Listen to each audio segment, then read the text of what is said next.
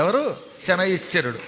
ఆయన పూజ చెప్పారు. ఇప్పుడు సూర్యసూనో చెప్పండి అందరూ కూడా. సూర్యసూనో మహాభాగ ఛాయాపుత్ర మహాబల అయోదృష్టే భవ శనే ప్రసన్న అస్మాత్ ప్రధానత ప్రసన్నోస్మాత్ ప్రధానత.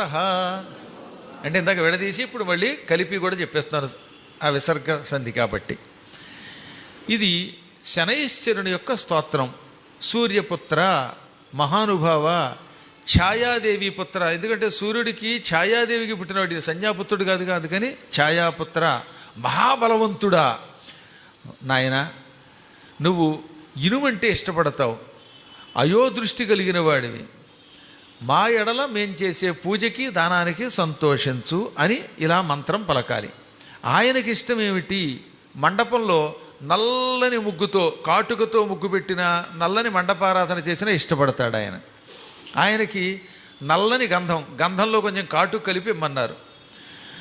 పువ్వులు కూడా నల్లగా ఉన్న పువ్వులు, అంటే నీలాంబరాలని, అదేదో నల్ల కలువ పువ్వులని ఇలాంటివి ఉంటాయి కదా, బోల్డ్ ఉన్నాయండి. నల్ల ఎందుకు లేవు ఈ ప్రపంచంలో. ఈ మధ్యన తెల్ల పువ్వుల మీద కూడా రంగేసి నల్ల పువ్వులు చేసేస్తున్నారు, కర్మ. అలాంటి నీలవర్ణంలో ఉండేటటువంటి పుష్పములతో పూజించాలి. దానం లోహం అంటే ఇనుము, ఆయనకి ఇష్టం ఇనుము, అందుకని ఇనుపు మేకు ఇమ్మన్నారు. అదేంటో తుప్పు మేకు ఇస్తున్నారు. తప్పది, తప్పు. ఎప్పుడు కూడా పదునుగా తళతళలాడిపోతున్న మేకిస్తే ఏదో గోడ కొట్టుకుంటాడు కదా, ఉపయోగం కదా. గోడకి ఓ 2 మేకులు ఇస్తే ఇలా కొట్టుకుని దానికి ఏదో హ్యాంగర్ అయినా తగిలించుకుంటాడు. దిక్కుమాల తుప్పు మేకు ఇస్తున్నాడు ఎవడో గారు. పాత చెప్పుట తప్పండో ఇలాంటివన్నీ. ఇందులో పురాణములో అవి వివర్జనములు అన్నారు. మంచి కొత్తని తళ్ళలాడుతున్న ఉపయోగపడే మేకు ఇనుము ఇవ్వాలి.